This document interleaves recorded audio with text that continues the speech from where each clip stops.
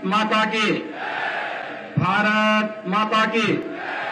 वंदे वंदे वंदे।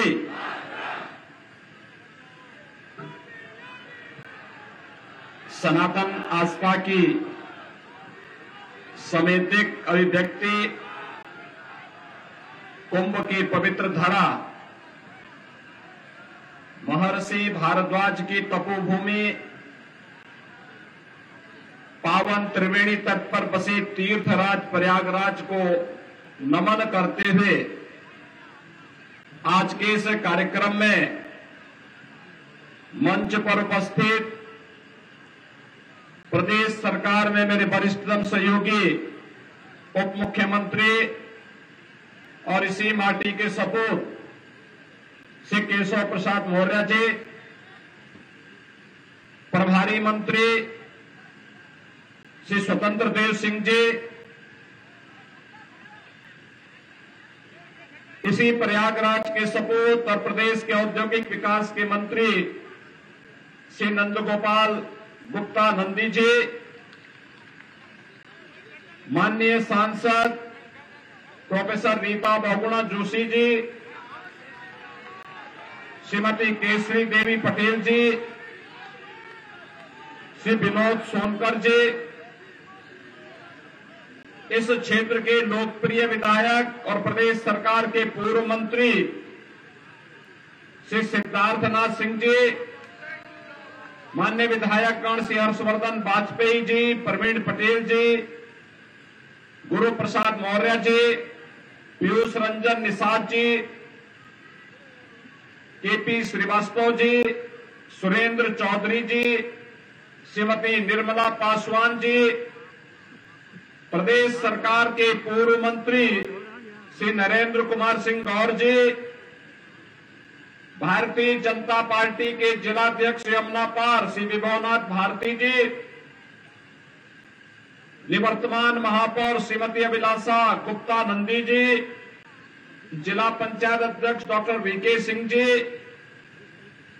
यहां के चुनाव के सह-प्रभारी श्री महेश चंद्र श्रीवास्तव जी, ओंकार केसरी जी, राकेश शुक्ला जी, वरुण केसरवानी जी और महापौर पद के सुयोग्य प्रत्याशी श्री उमेश चंद गणेश केसरवानी जी, पार्षद पद के हमारे सभी प्रत्याशीगण और उपस्थित प्रयागराज के मेरे सभी उपस्थित भाइयों बहनों,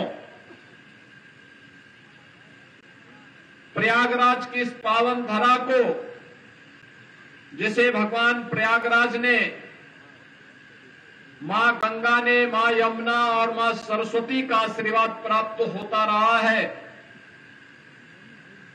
जहां से 100 वर्ष जीवन की नश्वरता और सत्य की शाश्वतता का संदेश सदैव देता रहा है, इस पावन धरा को कोटि कोटि नमन करते हुए आप सभी का हृदय से मैं अभिवादन करता हूं। भाइयों बहनों, अमर शहीद पंडित चंद्रशेखर आजाद की बलिदानी भूमि भी है और महामना पंडित मदन मोहन मालवीय जी की भी कर्म साधना की स्थली रही है। प्रयागराज अपनी आध्यात्मिक साधना की दृष्टि से भी और इस भौतिक जगत में न्याय पाने के लिए भी पूरे प्रदेश की 25 करोड़ जनता इसी प्रयागराज की धरती पर आकर के न्याय पाती है। ऐसी प्रयागराज की धरती को नमन करता हूं। भाइयों बहनों, रामचरितमानस में संत तुलसीदास जी ने एक बात कही थी, कर्म प्रधान विश्व रचि राखा, जो जस करहि सो तस फल चाखा। और मुझे लगता है कि ये पंक्तियां आज भी उसी प्रकार की प्रासंगिक हैं जैसे मध्यकाल में थी। जीवन की शाश्वतता का संदेश देने वाले ये पंक्तियां हमारे कर्म प्रधान व्यवस्था को कहीं न कहीं मार्गदर्शन करती हुई दिखाई देती है। जिस प्रयागराज में दुनिया अपनी आध्यात्मिक पिपासा के लिए आती है, जिस प्रयागराज की धरती ने हजारों वर्षों से मानवता के कल्याण का मार्ग प्रशस्त किया हो, कुंभ हो या माघ मेला, करोड़ों करोड़ों श्रद्धालु प्रयागराज में आकर के संगम में डुबकी लगा करके अपने जन्म और जीवन को धन्य करता है। जहां पर अन्याय और अत्याचार से पीड़ित मानवता आकर के न्यायालय की शरण में आकर के न्याय प्राप्त करने की विलासा से आता है, कुछ लोगों ने उस प्रयागराज की धरती को अन्याय और अत्याचार का शिकार बना दिया था, पापाचार का शिकार बना दिया था। लेकिन यह प्रकृति न किसी पर अत्याचार करती है और न किसी के अत्याचार को स्वीकार ही करती है, सबका हिसाब बराबर करके रख देती है। और भाइयों बहनों, आज मैं इसीलिए प्रयागराज की धरती पे आया हूं आप सबसे अपील करने के लिए। ये हमारा सौभाग्य है 2019 में प्रयागराज कुंभ को डबल इंजन की सरकार को एक यूनिक इवेंट के रूप में प्रस्तुत करने का अवसर प्राप्त हुआ था, भव्य और दिव्य कुंभ के रूप में प्रस्तुत करने का अवसर प्राप्त हुआ था। प्रयागराज का कुंभ यादगार कुंभ बन गया। उस समय नगर निगम का नेतृत्व श्रीमती अभिलाषा गुप्ता नंदी जी के नेतृत्व में यहां पर नगर निगम बोर्ड काम कर रहा था और बोर्ड ने अपने स्तर पर अच्छा प्रयास किया।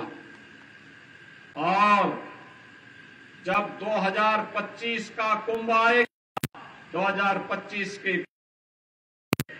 हमारा एक सामान्य कार्यकर्ता से लेकर के भाजपा के अध्यक्ष और अब महापौर की प्रत्याशी उस समय महापौर हो और उनके नेतृत्व में प्रयागराज महापौर की नेतृत्व में प्रयागराज कुंभ फिर दुनिया की भव्य और दिव्य कुंभ की साक्षी बन सके, इसके लिए आप सबसे अपील करने के लिए आज मैं प्रयागराज की धरती पे आया।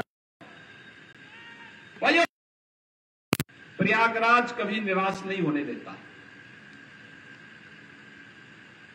ये प्रयागराज की धरती है, ये कभी सात्विक प्रवृत्ति को निराश नहीं करती है। मैं जानता हूं कि आपका आशीर्वाद यहां पर श्री गणेश के सरवानी को प्राप्त होगा, कोई संदेह नहीं।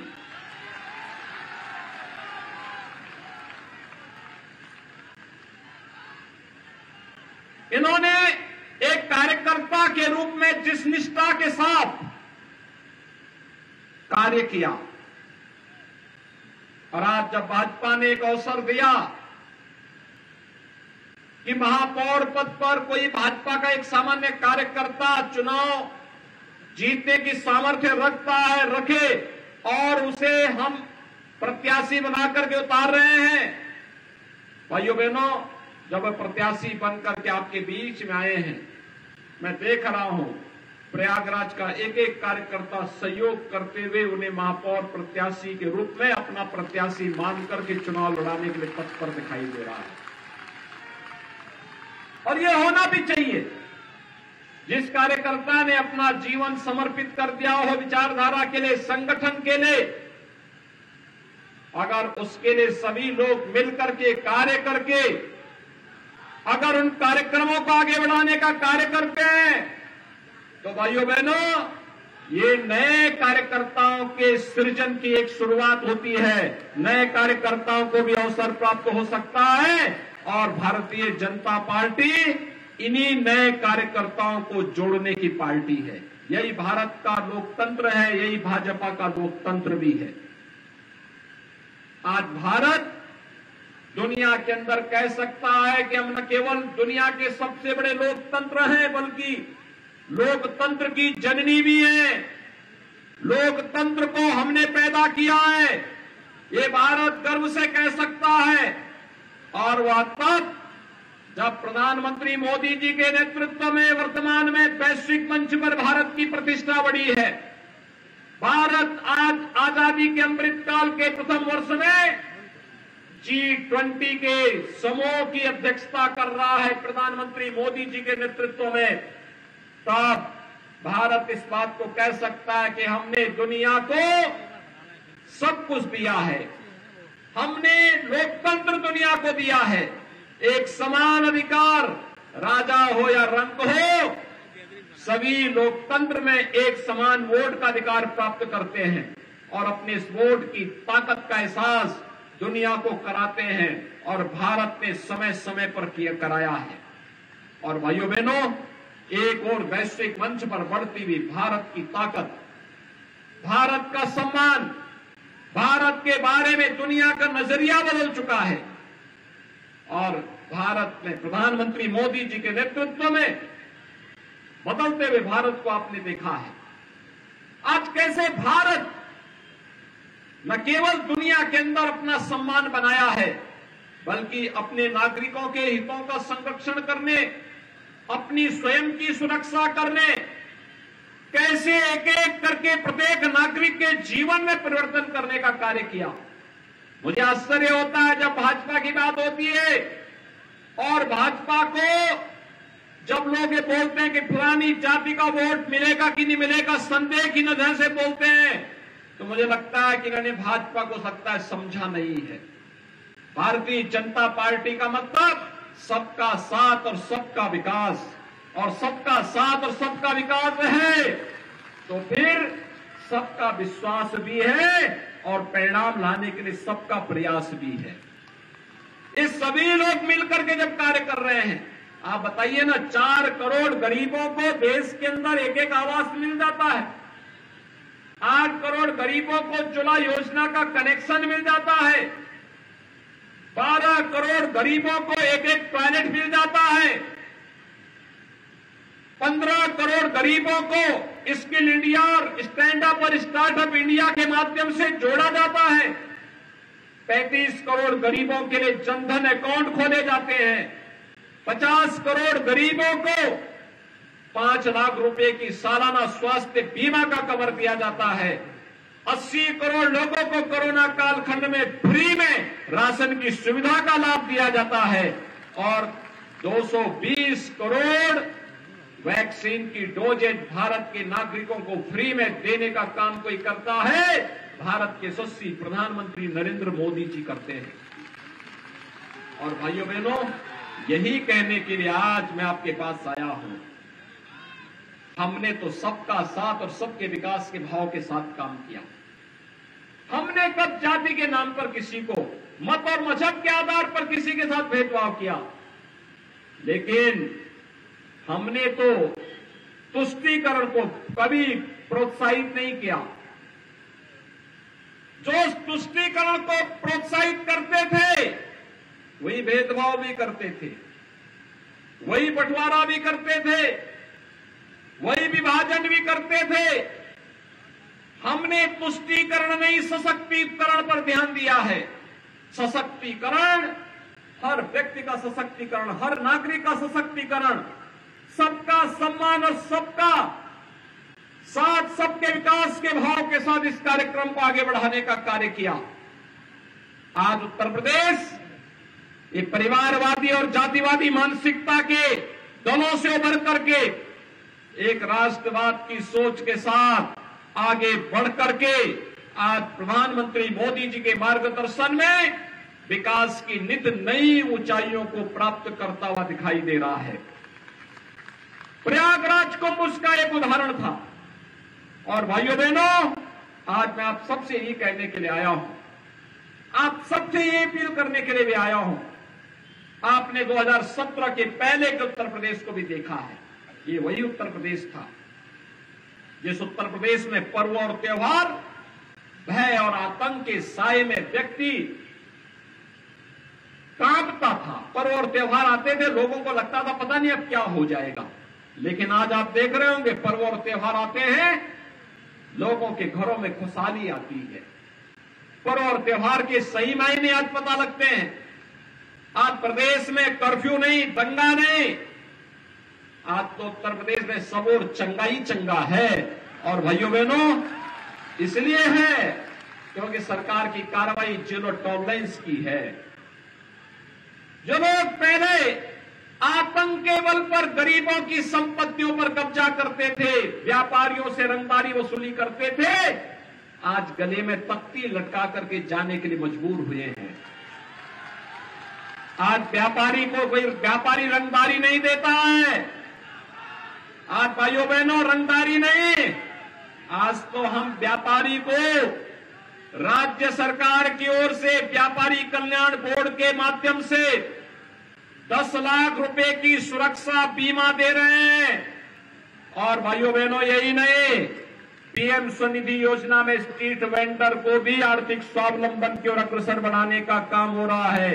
एक समय था 17 के पहले जब व्यापारियों से रंगदारी वसूली होती थी, आज रंगदारी नहीं, आज तो उसे स्वनिधि का लाभ और आज उसे व्यापारी कल्याण बोर्ड के माध्यम से 10 लाख का बीमा कवर देने का कार्य हो रहा है।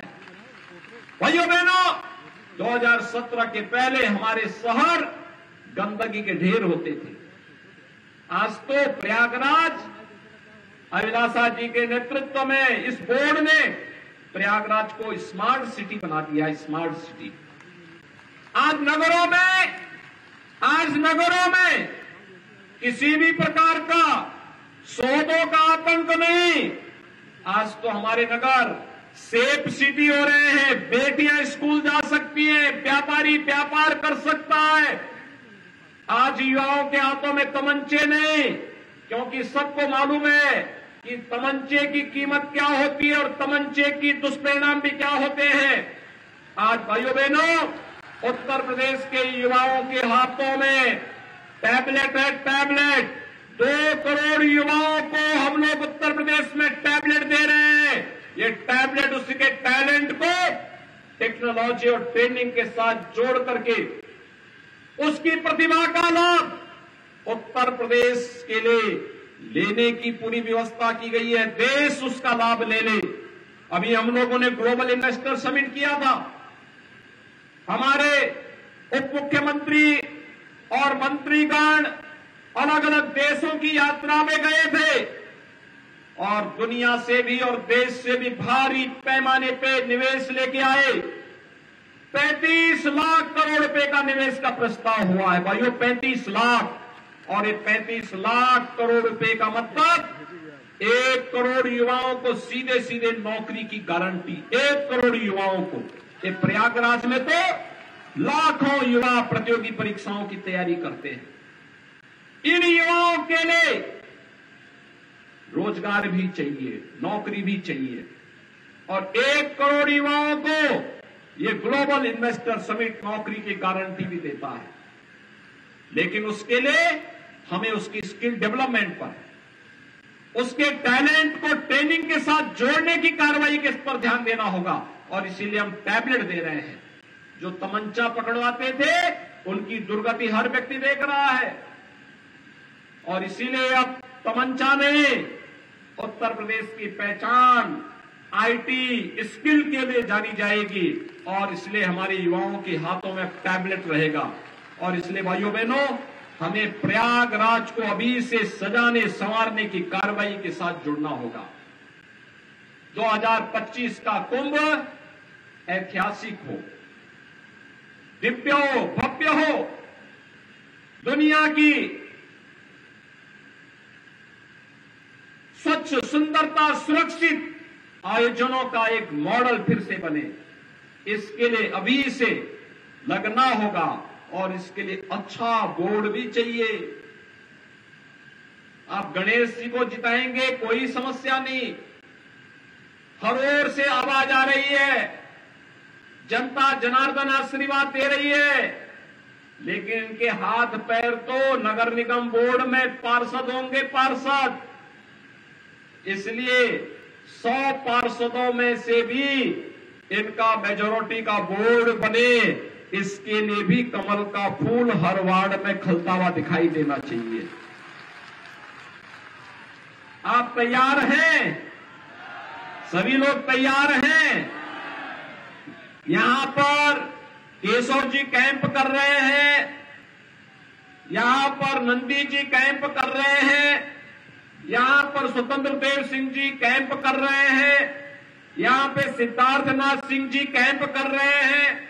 हमारे 3 सांसद आपने यहां से दिए हैं। हमारे सभी विधायकगण और एमएलसी गण यहां पर कैंप कर रहे हैं। वरिष्ठ जन है, संगठन के पदाधिकारी हैं, इन सब का आशीर्वाद एक साथ प्राप्त हो जाएगा। इस दृष्टि से आप सबका आशीर्वाद भी चाहिए। सहमत हैं सभी लोग? गणेश केसरवानी जी के नेतृत्व में फुल मेजोरिटी का बोर्ड बनाएंगे प्रयागराज में। और भाइयों बहनों, प्रयागराज में आप बनाइए। और हम लोगों ने माफियाओं की जो अवैध संपत्ति थी उस पर तोड़ करके जो गरीबों का आवास बनाए हैं, बोर्ड बनाइए। अगले महीने उस संपत्ति पर गरीबों को आवास आवंटन करने के लिए भी आने जा रहे हैं। यहां पर जो भी माफिया गरीबों की संपत्ति पर कब्जा करके ऐसे कब्जा करने का प्रयास करेगा, उसकी संपत्ति को ऐसे ही जब्त करके गरीबों के लिए आवास बनाने का काम सरकार करेगी। डबल इंजन की सरकार करेगी। हर गरीब को संरक्षण देंगे, हर शरीफ को, हर व्यापारी को सुरक्षा देंगे। लेकिन राज्य सरकार भ्रष्टाचार और अपराध में जीरो टॉलरेंस की नीति के तहत कार्य अपना अनवरत जारी रखेगी। इस विश्वास के साथ श्री गणेश केसरवानी जी के नेतृत्व में भारतीय जनता पार्टी के फुल मेजोरिटी के बोर्ड को बनाने की अपील प्रयागराज वासियों से करता हूं। और भाइयों बहनों, ये तब संभव आप सभी लोग करने के लिए जाएंगे। पहले मतदान, फिर जलपान। तैयार हैं? करेंगे भी और लोगों से करवाएंगे भी ना। मतदान करवाने के लिए तैयार रहने के लिए आपसे अपील करते हुए वाणी को यहीं पर विराम देता हूं। आप सब